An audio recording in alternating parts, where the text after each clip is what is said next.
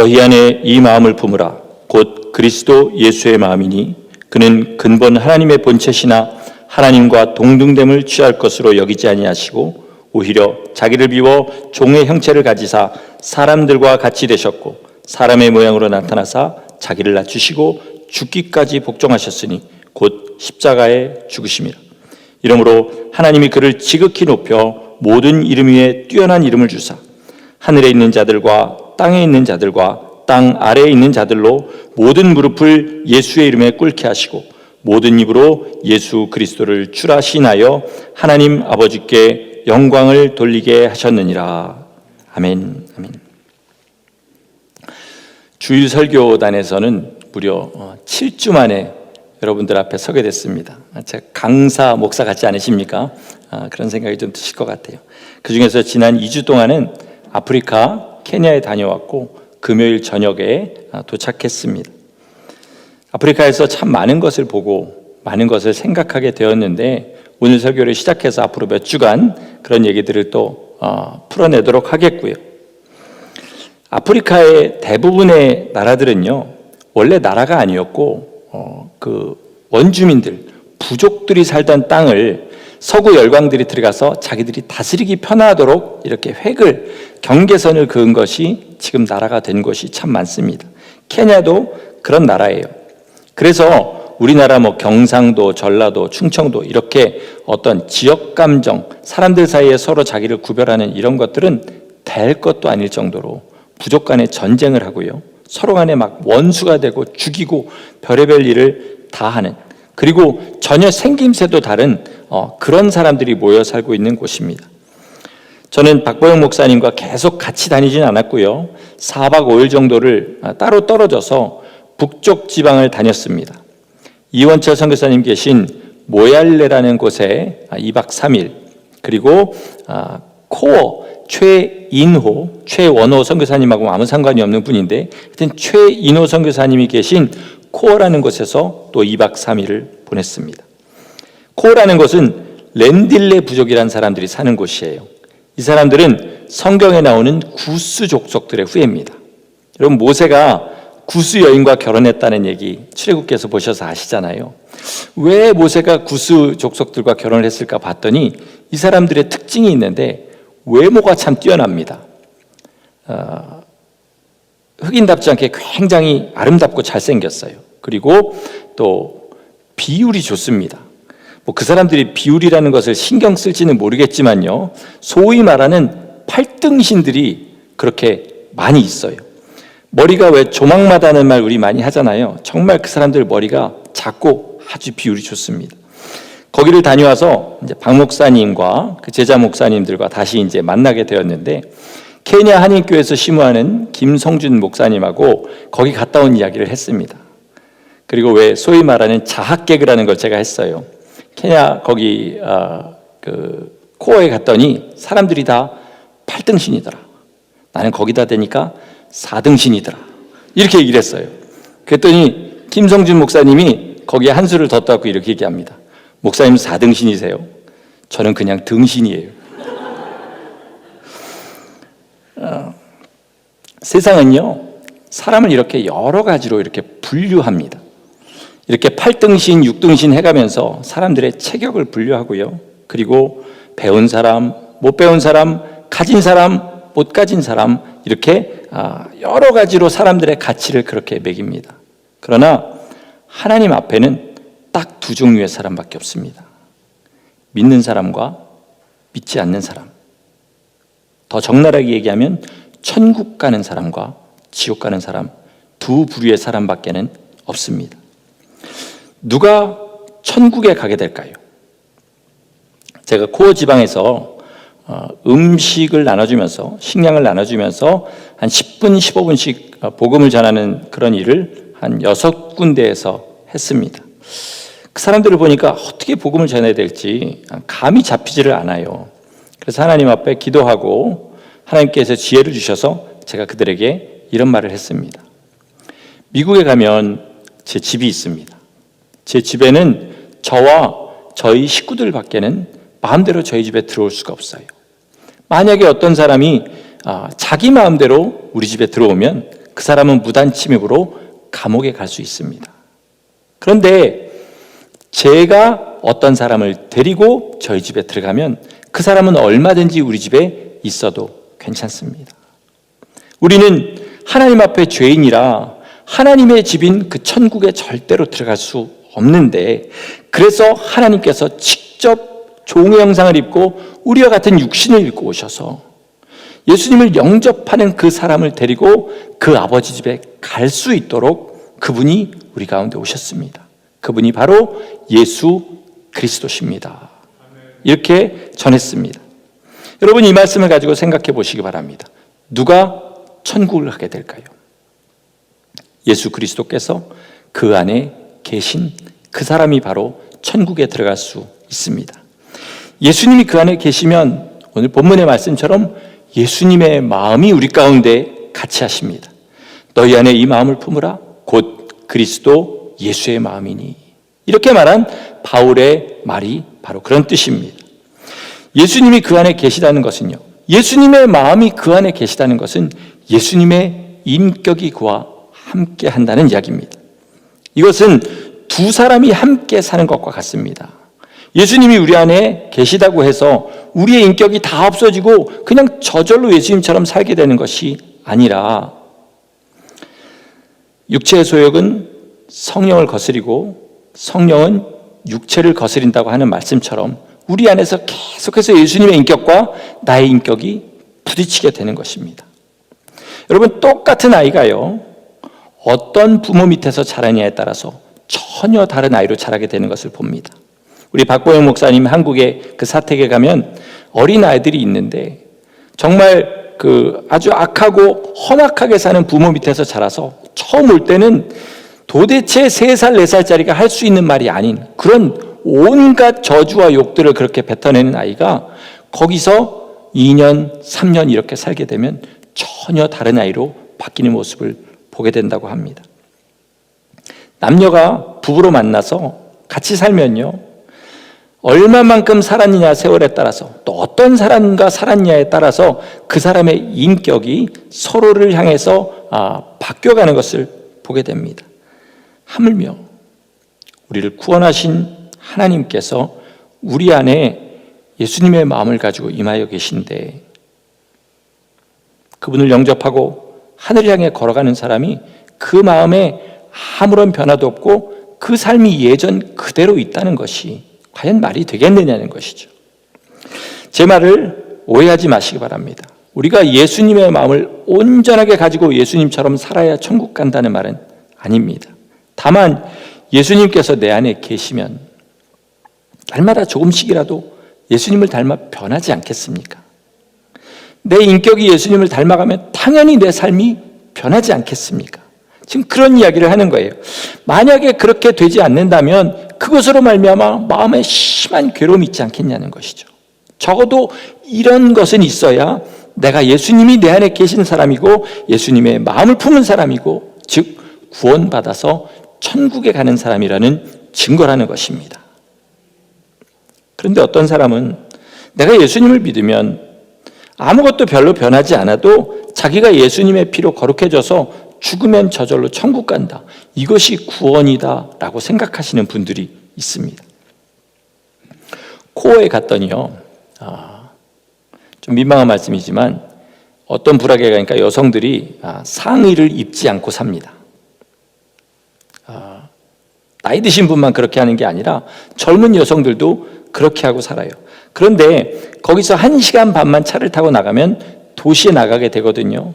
그 중에 한 사람이 만약에 그렇게 하고 도시에 나가면 어떤 일이 벌어지겠습니까? 아마 30분도 지나지 않아서 바로 윗도리를 사가지고 입게 될 겁니다. 왜요? 그 도시에는 윗도리를 벗고 있는 사람이 자기밖에 없기 때문이죠. 예수님이 우리 안에 계시면 예수님을 보고 부끄러움을 느끼게 되고, 나도 저렇게 예수님의 마음으로 살아야겠다는 생각을 하게 된다는 것입니다. 한 선교사님이 저랑 이런 고민을 나누셨어요. 도대체 어떤 사람이 이들 마음에 이런 확신을 심어줬는지 모르지만 여기에 있는 사람들은 여전히 도둑질하고 여전히 밥 먹듯이 거짓말하고 집에 가면 자기 아내와 자식들을 폭행하고 술에 쪄들어 살면서도 자기는 구원받았다는 그 확신을 버리지 않는다는 것입니다. 이것을 깨려고 선교사님이 아무리 노력을 해도 그 삶도 고쳐지지 않고 구원의 확신도 깨지지 않는다고 해요. 만약에 우리 안에 그런 사람이 있다고 한번 해보겠습니다. 도둑질하고 거짓말하고 폭력적이고 술과 어떤 마약 같은 데 쪄들어 살면서 그냥 그렇게 하면서 예배를 드리면 나는 구원의 확신이 있다라고 한다면, 그것을 괴로워하지도 않는다면 그 사람이 정말 하나님을 아는 사람이다, 구원받은 사람이다, 우리 이렇게 이야기하겠냐는 것이죠. 그러나 그가 자기의 삶을 괴로워하고 나 이렇게 살면 안 되는데, 그렇게 하나님의 거룩함을 인식하기 시작하고 자기의 삶을 하나씩 고쳐나가는 것을 본다면 뭐라 그러겠습니까? 저 사람 예수님 만났네, 지금도 예수님과 교제하는 삶을 살고 있네, 아마 우리는 그렇게 말할 겁니다. 여러분, 구원은 확신을 가지고 받는 것이 아닙니다. 예수님과 교제하기를 시작해서 계속해서 예수님과 이런 교제가 있는 사람이 그 마지막에 받게 되는 것이 구원인 줄 믿으시기 바랍니다.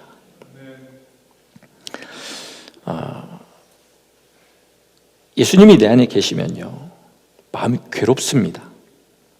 자유하고 기쁘다고만 생각하시는데 그렇지 않아요. 내 삶은 예수님과 비교해서 도저히 어떻게 갖다가 댈 수도 없을 만큼 더럽고, 주님에게는 거룩함밖에 없고 사랑과 용서와 그런 것밖에 없는데 내 안에서는 미움이 올라오고 탐욕이 올라오고 음란이 올라옴에 불구하고 어떻게 멀쩡한 마음으로 살 수 있겠어요? 그러니까 항상 괴롭고 아픈 마음을 가지고 살죠. 그러나 그것을 가지고 주님 앞에 나갈 때 주님께서 내가 네 죄를 씻고 오늘도 너를 안아주고 새롭게 걸어갈 수 있는 힘을 주겠다 할 때에 우린 주님 앞에 감사하고 그 길을 걸어갈 수밖에 없게 되는 것입니다. 그냥 나는 예수님의 피로 거룩해졌으니까 이제 난 구원받았어, 그리고 나 살고 싶은 대로 사는 것이 절대로 성도의 삶이 아니라는 것이죠. 그렇기 때문에 날마다 주님을 바라보면서 자기를 부끄러워하고 주님을 바라보면서 자기의 삶을 고치는 삶을 살아가게 되는 것입니다. 제가 메트로폴리탄 오페라에서 합창 단원으로 일할 때요, 남자가 10명이면 5명은 동성연애자예요. 그런데 그 중에 한 명이 저한테 이제 좀 듣기에도 역겨운 말이지만 my other half, 무슨 말인지 아시죠? 내 인생의 반쪽, 자기 그 동성 애인을 이야기하면서 여행 갔다 온 이야기, 뭐 사는 이야기 이런 걸 하는 거예요. 그래서 제가 속으로 내가 나를 언제 봤다고 나한테 이런 말을 하나 그러고 있는데, 알고 보니까 이 친구가 교회를 다니는 친구예요. 그게 어떤 사람한테 제가 교회 전도사라는 얘기를 들은 거죠. 그랬더니 그 다음부터 제 앞에 와서는요, 절대로 그런 얘기 안 합니다. 동성연애 애인 비슷한 얘기도 안 하고 자기가 그냥 평범한 남자인 것처럼 그렇게 이야기를 하더라고요. 여러분, 사람끼리도 이렇습니다. 아무리 망나니 같은 사람도요, 거룩하고 점잖은 사람들 사이에 끼지 않습니까? 그럼 어떻게 해요? 입을 조심하고 행동 조심합니다. 그러나 반면에 아무리 망나니 같은 사람이 많다 할지라도 거룩하고 점잖은 사람들은 그 사람 사이에 들어가서 절대로 그들을 따라하지 않아요. 이게 뭘 얘기합니까? 우리 사람의 본성은 거룩하고 점잖은 것을 쫓게 되어 있다는 것입니다. 우리가요, 예수님이 우리 안에 계십니다. 예수님의 마음이 우리 안에 있어요. 어떻게 삶이 변하지 않고 나는 그리스도인이라고 얘기할 수 있겠습니까? 안 그렇습니까? 또 우리가 아무리 삶이 이전과 바뀌었다 할지라도 어떻게 감히 예수님 앞에 우리의 머리를 들고 거룩한 척 할 수 있겠냐는 것이죠. 그러니까 예수님 우리 마음에 계시면 두 가지가 일어납니다. 거룩한 삶을 추구하게 되고, 그리고 겸손하게 하나님과 사람 앞에 우리의 머리를 숙이게 됩니다. 그러므로 오늘 우리에게 필요한 것은 소위 말하는 구원의 확신이 아니라 오늘도 예수님의 마음을 가지고 예수님 걸어가신 그 길을 끝까지 따라가는 것입니다. 많은 그리스도인들이 이런 말을 하면 이렇게 얘기합니다. 그러면 불안해서 어떻게 살아요? 그렇게 하면 스트레스 받아서 어떻게 살아요? 주님이 자유하게 하셨잖아요. 자유하면 되지 않습니까? 참 말은 그럴듯합니다. 그러나 우리는 그때 주님께서 하신 말씀을 기억해야 돼요. 주님은 뭐라고 하시냐면 구원으로 인도하는 그 길은 좁고 험하다. 멸망으로 인도하는 그 길이 넓고 편안하다. 그러나 좁고 험한 길을 가면 그 마지막은 구원일 것이고 넓고 편안한 길을 가면 그 마지막은 멸망일 것이다. 이렇게 말씀하시는 것입니다. 왜 주님이 길이란 말을 쓰셨는지 한번 생각해 보시기 바랍니다. 길은요, 결과를 이야기하는 것이 아니라 과정을 이야기하는 겁니다. 그러니까 좁고 험한 길을 계속해서 걸어가는 것이죠.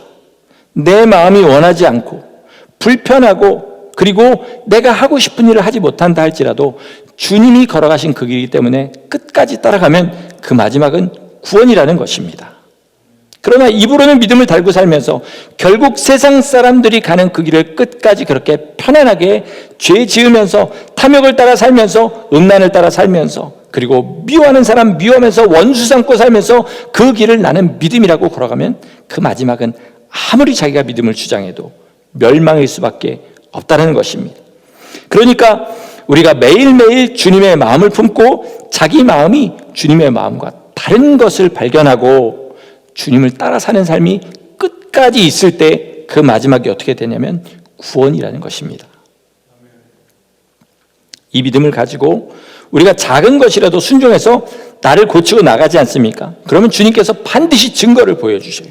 그래서 작은 것을 순종해서 주님이 작은 증거를 주실 때 우리가 용기 100배에서 더 큰 것을 순종하고 점점 그렇게 믿음의 선순환이 이루어질 때 우리는 그리스도의 장성한 분량의 믿음까지 자라게 될 수 있는 것입니다.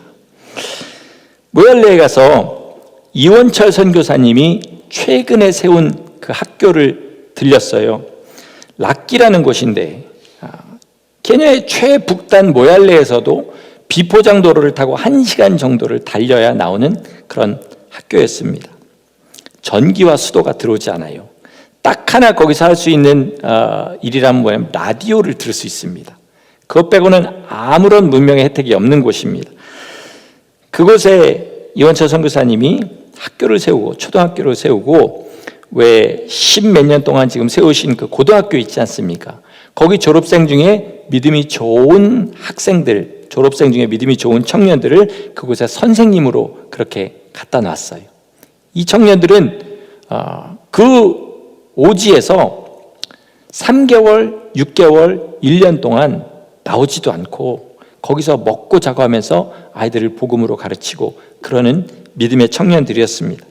그 선생님 중에 하나인 요엘이라는 청년이 있었는데 그 청년과 한 몇 시간 이렇게 대화할 수 있는 기회가 있었는데 제가 이원철 선교사님 뭔가를 좀 이렇게 가르쳐 달라고 해서 이야기를 하다가 오히려 더 큰 은혜를 받았습니다. 이 청년은 부모님이 아주 어릴 때 이디오피아에 일하러 가고 자기의 모든 자식들을 다 데리고 가는데 이 청년만 이모에게 맡겼어요.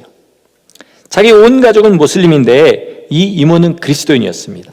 그래서 이모를 따라서 교회 다니게 됐고요. 초등학교 때 예수님을 만나게 됐습니다. 그런데 엄마가 자기가 날 때부터 아팠던 거예요. 낳기 전부터 아팠던 거예요. 얼마나 아픈지 거동을 못할 정도로 아플 때가 많았다고 합니다. 그래서 엄마를 만날 때마다 이야기하는 거죠. 어머니, 예수님 믿으세요. 예수님 믿으면 예수님께서 어머니의 병을 치료해 주실 겁니다. 근데 이제 다 무슬림이니까 들은 척도 안 했던 거죠. 그러나 이 청년은 포기하지 않고 계속해서 눈물로 주님 앞에 기도하고 어머니를 만날 때마다 계속해서 전도했어요. 그래도 어머니는 꿈쩍도 안 했는데 그 질병의 기간이 무려 23년이 되었다고 합니다.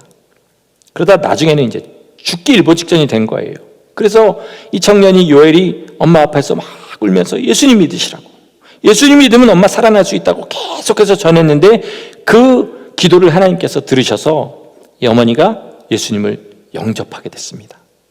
그리고요 23년을 그를 괴롭히던 병이 예수님을 영접하는 순간에 떠나가게 되었어요. 자, 거기서 끝난 게 아닙니다. 그동안 엄마가 아팠던 것을 본 남편, 아버지, 그 다음에 형제들, 그리고 어머니의 친척들, 옆에서 그 모든 사정을 아는 모든 사람들이 그것을 보고 예수님을 구주로 영접하는 역사가 일어났습니다. 여러분, 이게 만약에요, 여러분 이런 생각을 하실지도 몰라요. 나도 우리 가족이 아프면 그 청년처럼 할 것이다 생각할지 모르는데요. 교회 다닌다고 다 그러는 거 아닙니다.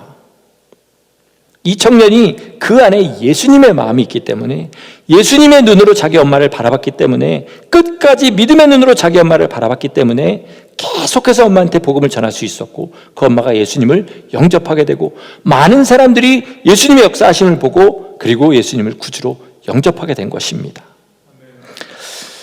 자, 한번 생각해 보시기 바랍니다. 많은 사람들이 예수님의 영광을 봤어요. 그러나 가장 빛난 영광을 본 사람은 그 10수년 동안 어머니를 위해서 기도한 이 선생님이었던 거예요. 그리고 용기 백배한 거죠.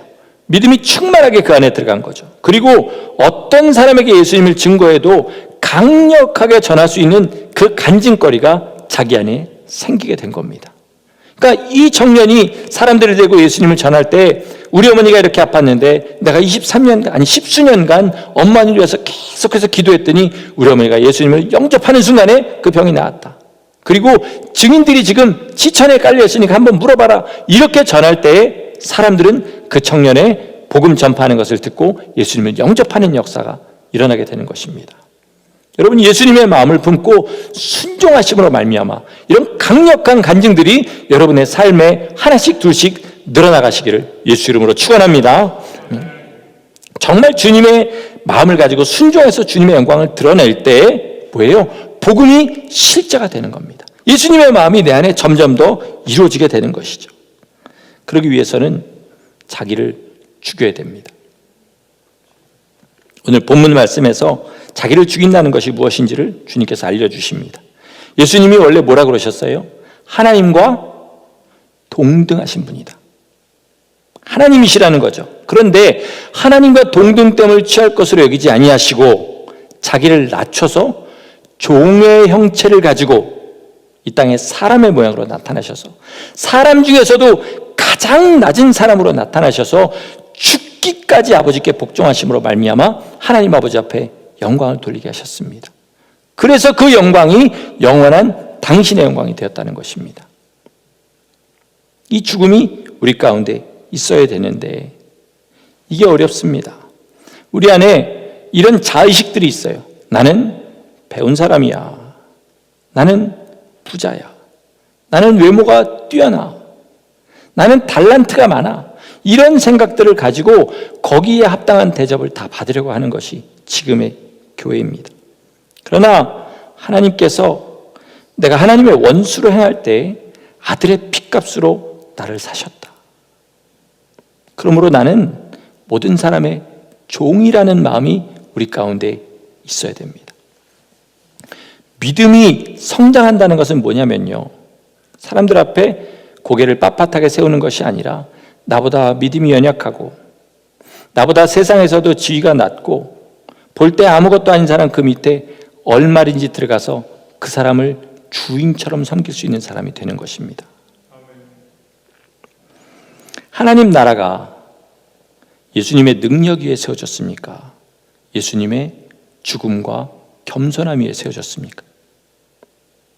하나님의 나라가 제자들이 세상에 나가서 막 능력을 행하는 가운데 그 위에 세워졌습니까? 아니면 제자들이 자기의 모든 것을 주님 앞에 내어놓고 죽는 그 죽음 위에 세워졌습니까? 그러므로 주님은 오늘도 어떤 사람을 찾으시냐면 죽는 사람을 찾으십니다. 하나님 앞에 자기를 죽이는 사람, 그 위에 예수님의 나라를 건설하기 위해서 그 사람을 찾고 또 찾으십니다. 이번 여행에서 제가 정말 마음속에 가장 크게 받은 은혜 하나 나누면서 말씀을 마치도록 하겠습니다. 좀 길 겁니다. 코어 지방에서 비포장도로를 타고 이렇게 걸어가는데 앞에 양과 소의 무리가 이렇게 가고 있었습니다. 근데 선교사님이 이렇게 얘기하세요. 양들은 차가 와도 피하지를 않는데요. 왜냐하면 눈이 잘 안 보이고 귀가 잘 안 들리기 때문에. 근데 염소는 눈이 너무 밝고 귀도 밝아가지고 차가 오면 10m 전에 이미 길을 비킨답니다. 그래서 양과 염소의 무리를 함께 다니게 하는 거예요. 염소가 피하면 양도 따라서 피한다는 거죠. 양은 염소보다 나은 것이 아무것도 없답니다. 근데 딱 하나가 다르대요. 그게 뭐냐면 주인이 잡을 때 얌전히 죽는답니다. 염소는 그렇게 하지 않는데요. 잡으려고 하면 길길이 날뛰고 소리 지르면서 어떻게든 안 죽으려고 온 힘을 다한다는 것입니다. 이사야서 53장 7절은 이렇게 얘기합니다. 그가 곤욕을 당할 때에도 도살장으로 끌려가는 양처럼 그 입을 열지 않으셨다. 이게 우리 주님이시라는 거죠. 그러니까 예수님의 마음을 가지는 것은 하나님의 뜻대로 자기를 죽이는 것에서 시작합니다. 근데 많은 사람들은 안 죽으려고 몸부림을 쳐요. 미움이 들어오면 그거 미움입니다. 사랑으로 바꾸세요. 그러면 이게 왜 미움이냐? 저 사람이 나한테 이렇게 했는데 내가 이렇게 하는 것은 당연한 거 아니냐? 그거 탐욕입니다. 버리세요. 그러면 왜 세상 사람들이 다 즐기는데 그것을 나는 못 즐기냐? 그거 음란입니다 하면 이거나 즐거운데 이게 무슨 음란이냐? 세상은 이 정도는 아무것도 아니다 라고 이야기하면서 죽어도 자기를 죽이지 않습니다. 이 세상에서 지금 교회에서 가장 찾기 힘든 사람이 어떤 사람이냐면 죽는 사람입니다. 주인이신 하나님이라고 하면서 하나님께서 자기를 죽이시려고 할 때 아무도 죽으려고 하지 않습니다. 끝까지 내가 살아서 내 뜻을 교회 가운데서 이루려고 하는 사람들이 교회에 가득 찼기 때문에 주님이 역사하지 못하고 주님의 뜻이 이루지 못하는 그곳이 바로 지금 이 세상의 교회인 것입니다. 잠잠히 죽으실 수 있기를 예수 이름으로 축원합니다. 내가 뭔가를 내 뜻대로 해서 내가 옳다고 하는 신앙을 교회 가운데 세우려고 하지 마시고 지금 주님이 죽이시려고 할 때 온전하게 죽을 수 있는 사람 되시기 바랍니다. 교회는 그 사람들을 위해 세워지고 주님의 나라는 그 사람들을 통해서 확장되고 주님의 뜻은 그 사람들을 통해서 이루어지는 것입니다. 말씀을 마치겠습니다. 마태복음 7장에 보면요, 예수님께서 어떤 사람에게 이렇게 얘기하셔요. 나는 도무지 너희를 알지 못한다. 불법을 행하는 자들아 내게서 떠나가라. 뭐가 불법입니까? 이 사람들은 어떤 사람들이었냐면요, 예수 이름으로 귀신을 쫓는 사람들이었어요. 권능을 행하는 사람들이었어요. 그런데 주님이 나는 너를 모른다고 하십니다. 왜? 그 안에 예수님의 마음이 없는 겁니다. 예수님이 죽이려고 하실 때 아무도 죽지 않고 자기가 펄펄 살아서 끝까지 자기의 뜻을 이루려고 했던 사람들인 거예요. 예수님의 능력이 없는 것이 불법이 아니라 예수님의 마음이 없는 것이 불법인 줄 믿으시기 바랍니다. 여러분, 하나님 앞에 간절히 구하실 때 하나님, 마태복음 25장에서 주님이 양과 염소를 가르칠 때 나는 주님께서 죽으라고 하실 때 죽은 사람으로 양으로 주님 앞에 서게 하여 주시옵소서. 끝까지 안 죽으려고 온 힘 다하고 펄펄 뛰어가면서 그렇게 내가 살아서 결국은 염소가 되는 그런 사람 되지 않게 하여 주시옵소서. 하나님 앞에 그렇게 기도하실 때 정말로 주님의 마음을 가지고 주님의 뜻을 이루기 위해서 내 죽음 위에 주님의 나라가 건설되는 참된 주님의 성도 되어서 그 나라에 영원히 살 수 있는 복된 성도들 되시기를 예수 그리스도 이름으로 간절히 축원합니다. 아멘. 아멘. 우리 시간에 주님의 마음 내게 주소서라는 찬양 드리면서 우리의 마음을 결단하며 주님 앞에 나가겠습니다.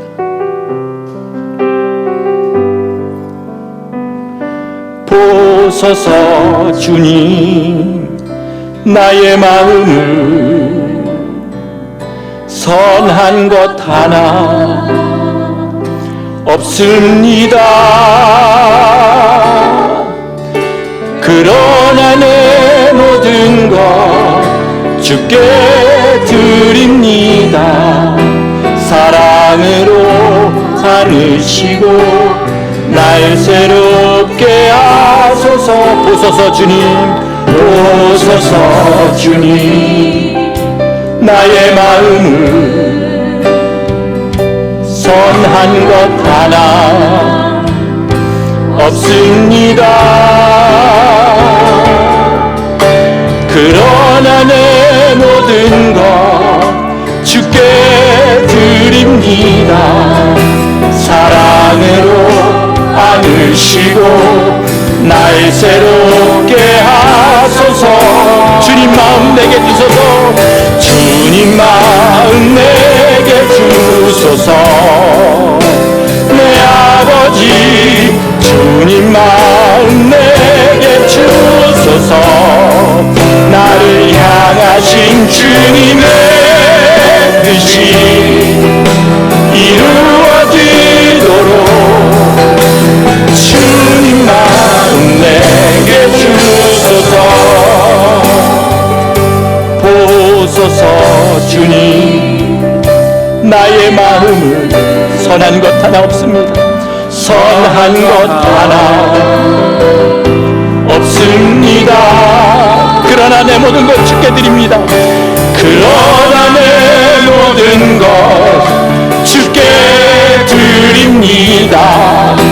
사랑으로 안으시고 날 새롭게 하소서. 온 만나의 주님 앞에 고백합니다.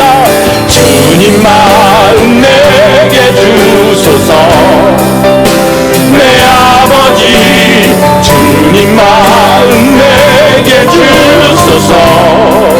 나를 향하신 주님의 뜻이 이루어지도록 주님 마음 내게 주소서. 우리 온 만나의 주님 앞에 기도합니다. 주님 마음 내게 주소서.